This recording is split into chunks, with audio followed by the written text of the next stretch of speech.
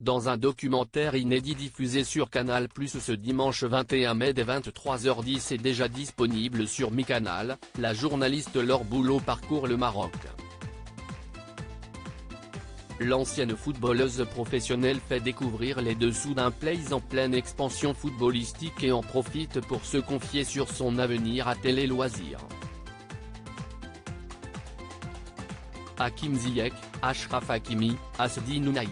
Après une Coupe du Monde 2022 réussie malgré une élimination en demi-finale, le Maroc a fait rêver la planète football.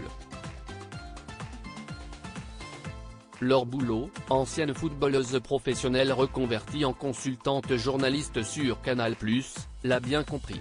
Elle l'avait même presque prédit. Je voulais aller tourner là-bas avant même ce beau parcours, affirme-t-elle. Pour ce nouveau numéro de sa série documentaire 24 heures de boulot, diffusé ce dimanche 21 mai dès 23h10 sur Canal+ et déjà disponible gratuitement sur MyCanal, l'ex-championne sillonne le royaume pour percer les secrets de ce nouveau vivier à champions. Le Maroc regorge de jeunes talents observés par les grands clubs. Explique-t-elle en témoignant avoir été spectatrice d'un tournoi entre les équipes locales de jeunes et les espoirs du Real Madrid, Marseille et Lyon. Laure Boulot parcourt le Maroc dans une série documentaire sur Canal+. Son périple se veut également sociétal en cassant certains préjugés. Les infrastructures se développent sans cesse. Tous les 100 mètres, on trouve des petits terrains de rue. C'est une volonté du roi de donner ses accès pour faire rayonner le pays via le football. Également partie à la rencontre du foot féminin pour prouver que ce sport n'a pas de genre, Laure Boulot met en lumière la nouvelle ouverture dont veut faire preuve la nation.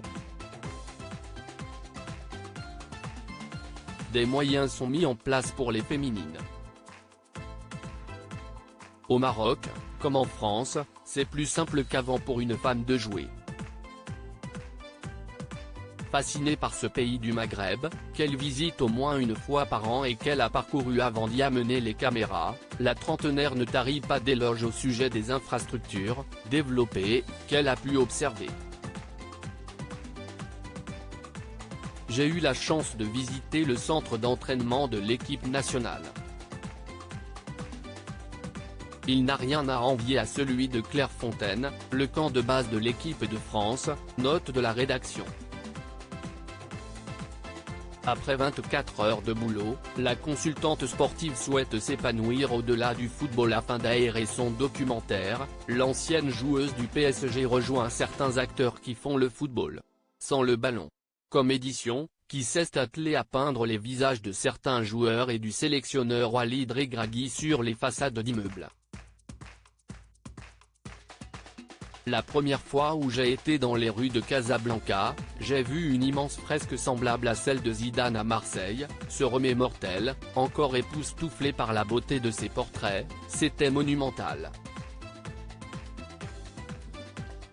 Bien qu'épanouie dans les missions que lui confie la chaîne, sur le terrain ou en plateau, la jeune femme, motivée par les rencontres, par la culture et les passions déchaînées par le ballon s'imagine également s'ouvrir à d'autres horizons. Peut-être même loin de sa spécialité. J'aimerais peut-être un jour m'éloigner du sport et faire des choses où je m'éloigne de ma zone de confort et de mes compétences, affirme-t-elle tout en précisant qu'elle ne se voit pas loin de Canal+, la chaîne qui lui a fait confiance et pour laquelle elle éprouve une grande loyauté. À lire aussi Laure Boulot, dans l'émission 24 heures de boulot, je suis moi-même.